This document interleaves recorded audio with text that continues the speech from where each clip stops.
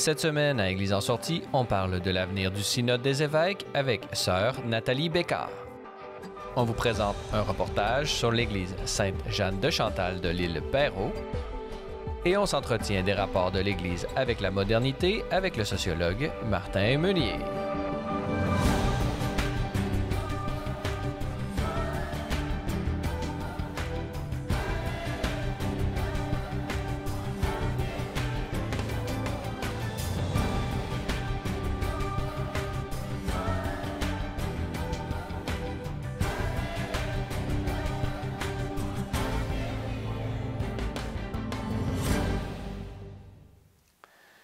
Bonjour mesdames et messieurs, bienvenue à Église en sortie. Aujourd'hui à l'émission, nous allons d'abord parler du Synode des évêques et pour en discuter, nous avons avec nous par visioconférence de Rome, sœur Nathalie Bécard. Bonjour. Bonjour. Sœur Nathalie Bécard, on vous connaît, on vous a déjà reçu à l'émission, mais brièvement, vous êtes religieuse Xavier, congrégation qui fête cette année son 100e anniversaire. Alors, félicitations pour ce bel accomplissement communautaire. Vous avez été notamment directrice du Service national de jeunes et vocations pour la Conférence des évêques de France, auditrice par le passé également au Synode des jeunes qui a eu lieu. Et tout récemment, vous venez d'être nommé sous-secrétaire du Synode des évêques. Alors, vraiment une importante nomination qui a vraiment fait parler un peu partout sur la planète. Mais quelles sont vos réactions personnelles lorsque vous avez appris cette nouvelle de votre nomination comme sous-secrétaire du Synode des évêques, Nathalie Bécard? Alors, pour moi, ça a été une grande surprise parce que je m'attendais pas du tout à ça et ça m'a fait, bousculé, impressionné aussi et fait réaliser que j'ai reçu cet appel du pape François qui est un appel de l'Église et à travers ça, je le reçois comme un appel de Dieu.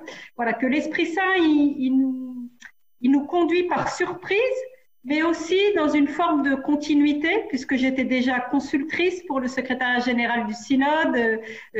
J'arrive de presque 2 ans en Amérique du Nord, Canada et États-Unis, où j'ai mené une recherche en ecclésiologie à Boston College sur la synodalité et le synode des jeunes. Voilà, donc il y a aussi une forme de fil rouge, même si ça m'a beaucoup impressionnée. Et puis vraiment, je reçois cette mission comme un appel à servir l'Église universelle et une nomination qui est aussi pour toutes les religieuses qui sont très nombreuses sur le terrain, à faire vivre l'Église au quotidien avec d'autres, pour les femmes, pour les laïcs aussi, puisque le fait d'inscrire une sous-secrétaire pour la première fois qui n'est pas évêque dans la structure de la secrétariat générale du synode, c'est aussi une manière vraiment de prendre en compte tous les baptisés. Et j'imagine que vous avez eu nombreuses réactions de la part de vos consoeurs, mais également des emails qui sont certainement venus de partout dans le monde. Pouvez-vous nous donner un peu le pouls de toutes ces réactions que vous avez reçues depuis votre nomination?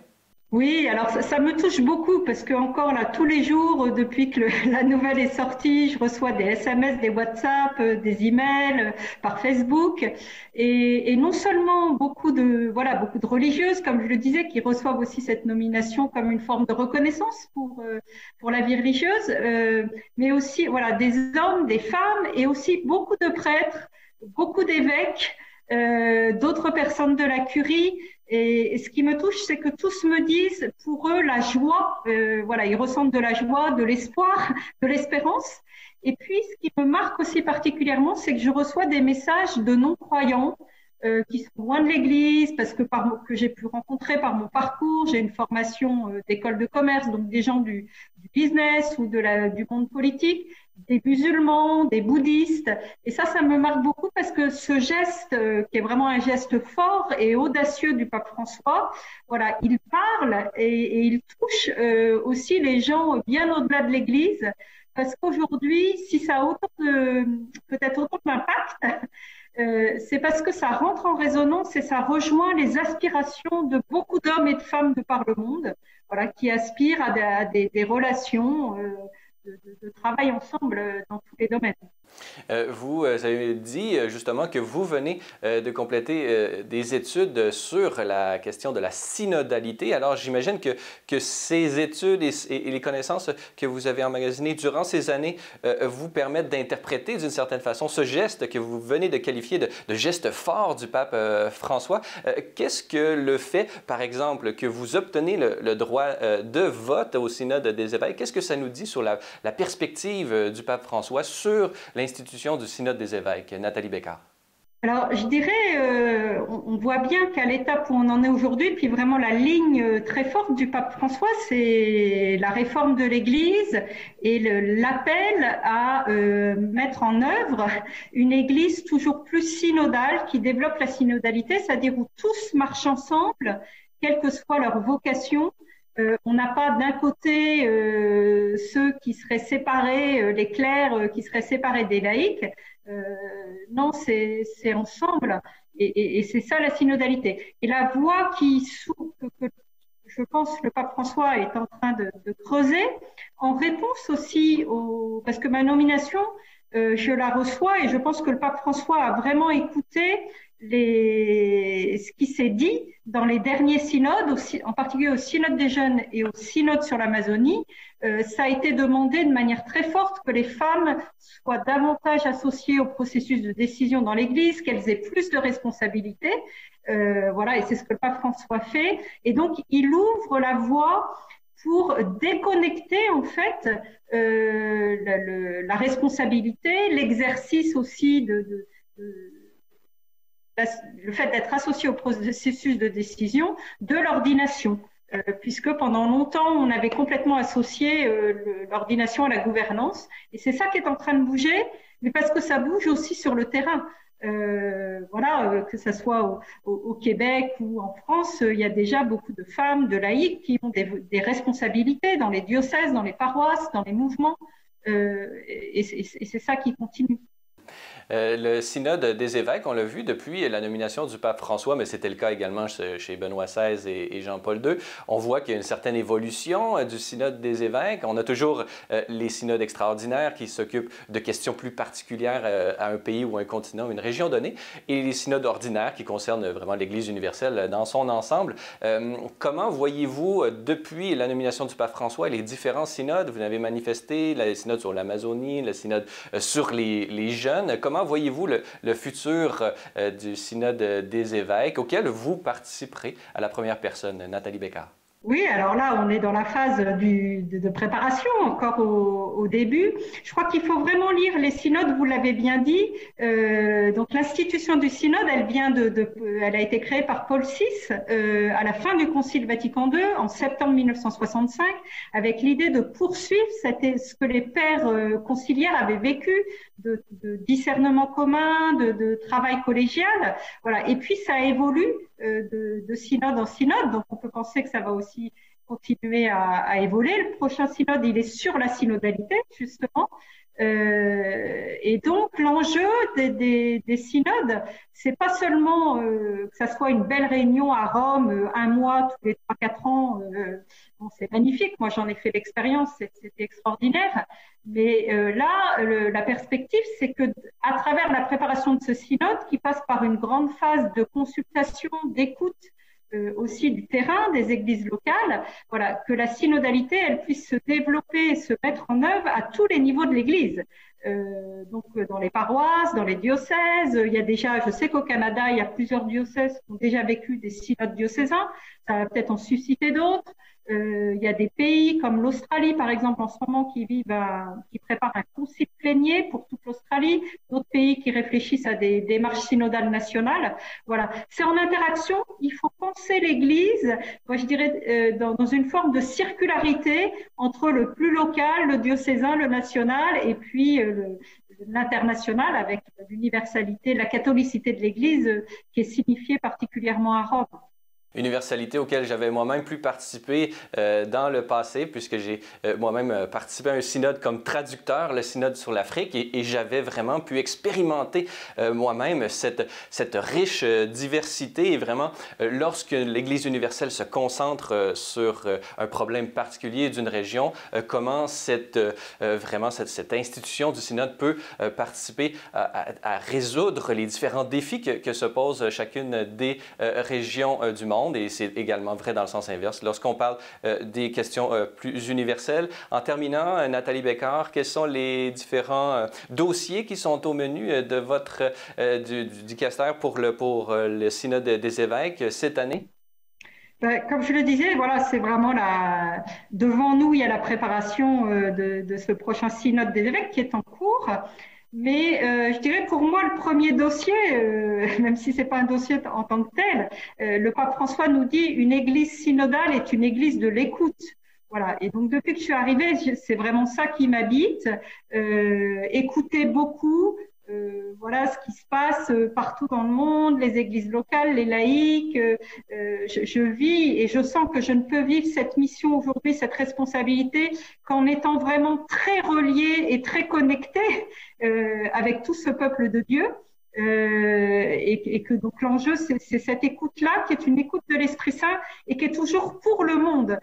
C'est pas d'abord une question d'organisation interne de l'Église, même si ça peut passer par là, mais la synodalité, elle est missionnaire, elle est pour aider notre planète qui est quand même bien malmenée actuellement, toutes nos sociétés qui sont traversées par un temps de crise, les souffrances de beaucoup de gens. Voilà, donc ce qui m'habite, c'est d'être vraiment à l'écoute des cris et des besoins du monde et que l'Église, à travers sa démarche synodale, elle puisse aider à répondre aux défis actuels, à tisser la fraternité et la vie ensemble sur notre maison commune.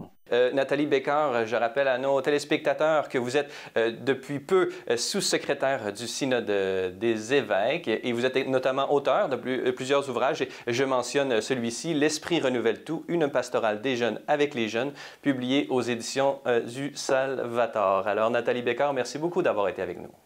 Merci. De notre côté, on va aller voir un épisode de notre série à la découverte du patrimoine. On se rend aujourd'hui dans le diocèse de Valleyfield à la découverte de l'église Sainte-Jeanne de Chantal de l'île Perrot.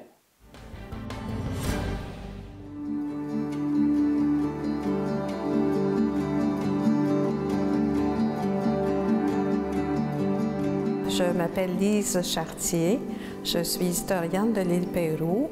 Nous sommes actuellement dans l'église patrimoniale Sainte-Jeanne de Chantal.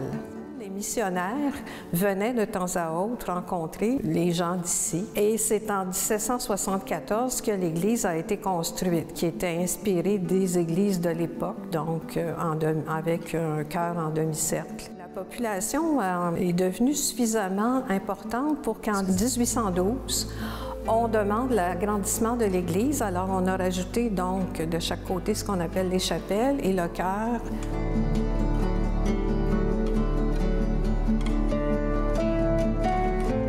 La construction s'est faite pendant un an. Donc, ça a commencé au printemps 1773 et ça s'est terminé à l'automne 1774.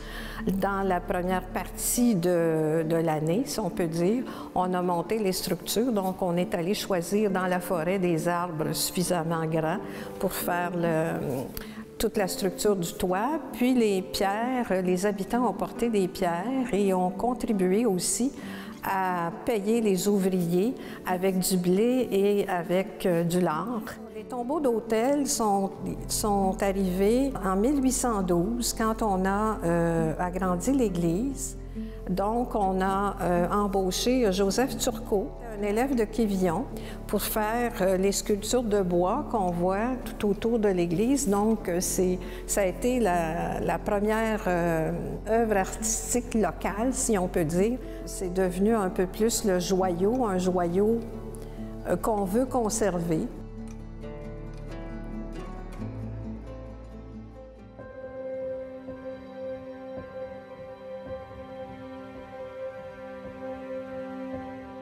Le tableau de Sainte-Jeanne, il rappelle la fondatrice des Sœurs de la Visitation, Jeanne Frémilloux, baronne de Chantal. Cette toile, elle est d'un peintre dont on n'est pas certain qui il est. Tout ce qu'on sait, c'est que c'est un peintre local qui probablement s'est inspiré de toiles qu'il avait vues.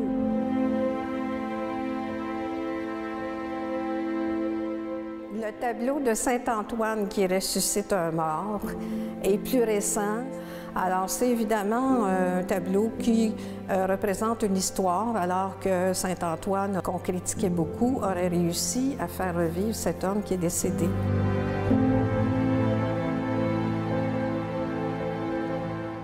Et à côté, on a Jean-Baptiste qui baptise le Seigneur. Celui-là est très ancien, le baptême du Christ. Celui-là est probablement ici depuis le milieu du 19e siècle. Alors, on a aussi la statue de Notre-Dame de la Garde, qui est l'une des 4 statues qui existent encore au Québec en papier mâché, qui ont été faites par les Sœurs Grises de Montréal. Elle est arrivée ici en grande pompe le 20 juin 1849. Quand Jean-Paul II est venu ici en 1984, la statue a été empruntée. On l'a amenée à Québec de façon à ce qu'elle soit présentée à Jean-Paul II. C'était un beau jour pour elle et pour nous. Parmi les autres œuvres, on a les fonds baptismaux qui ont été sculptés par Louis Le Prohon, qui d'ailleurs a fait d'autres sculptures dans l'église, dont les décorations qu'on voit dans la voûte. Ecce Homo et Mater Dolorosa, qui sont attribués à Louis de Prohon.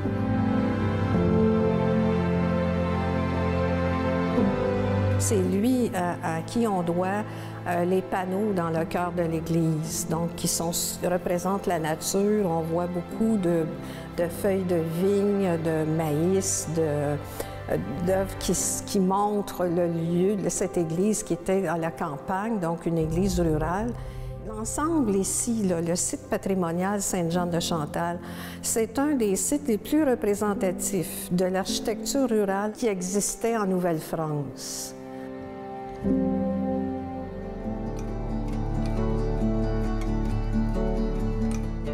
savez, nos églises, ce sont nos châteaux. Alors, puis ce sont les endroits aussi où ont été créées les premières œuvres d'art.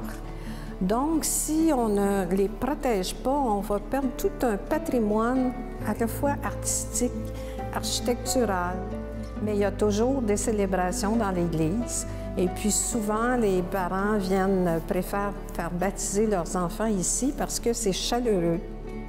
On a énormément de gens qui viennent se poser pendant quelques minutes. Mais moi, je souhaite sincèrement qu'on ait suffisamment d'activités pour amener les jeunes à découvrir et profiter de tout ce qu'il y a de beau autour de la nature, du paysage sur le fleuve Saint-Laurent, de tout ce qui est bienfaisant pour l'être humain.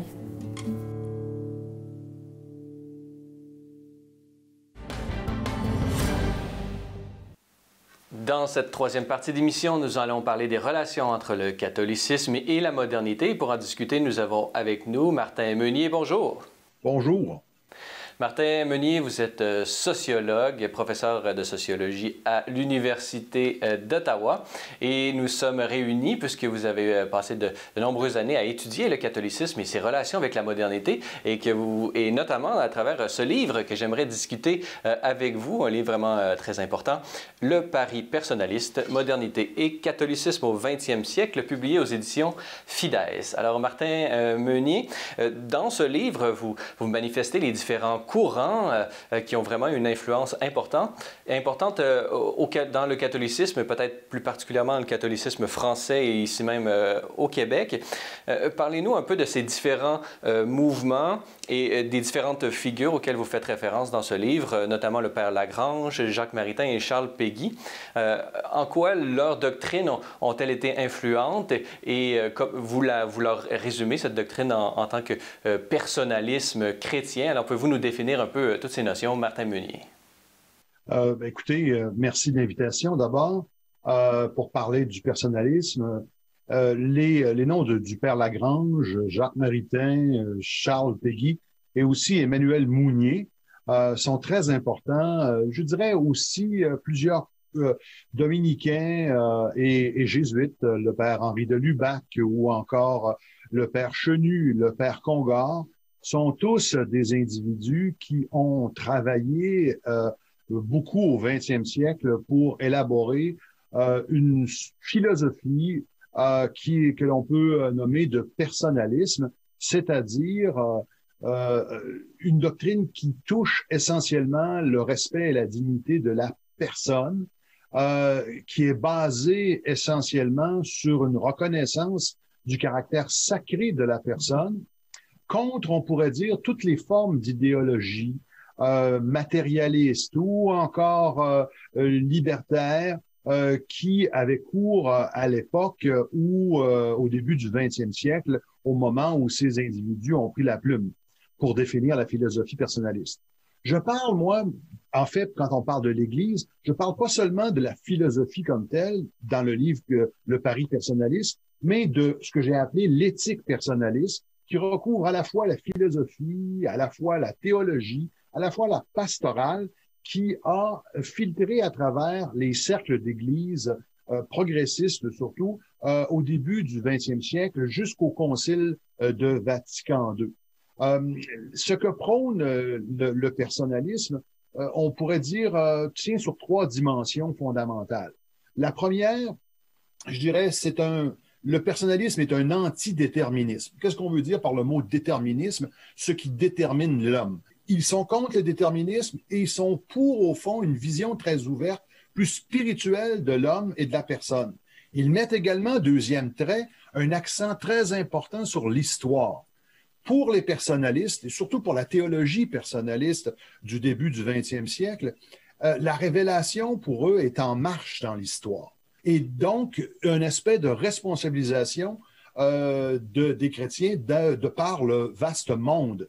Troisième trait, je dirais également, c'est un accent, bien sûr, mis sur la personne, sur la confiance qu'on peut avoir aux personnes et au libre arbitre de la personne. Et donc, ce respect sacré de la personne, du libre arbitre de la personne, va mettre beaucoup l'accent aussi sur la promotion des laïcs dans l'Église. La promotion des laïcs contre, on pourrait dire, une conception plus pécheresse de l'homme qui est ravalé au fond, à être presque un mineur par rapport aux majeurs que seraient les clercs dans l'Église. Voilà, vitement résumé, des traits qui caractérisent la philosophie personnaliste. Et cette philosophie personnaliste, elle va être intégrée et assimilée d'une certaine façon dans l'Église à travers le personnalisme chrétien et cette théologie de l'incarnation que vous développez dans votre ouvrage. Pouvez-vous nous dire, cette théologie de l'incarnation, comment serait-elle déployée à travers le Concile Vatican II et comment serait-elle reçue ici même au Québec et dans l'Église du Québec en particulier? Une grosse question. Enfin, rapidement, je vous dirais. En fait, ce qu'il faut comprendre, c'est que les personnalistes, je vous lis ici Mounier, juste pour bien comprendre. Mounier dit, il faut changer de lunettes.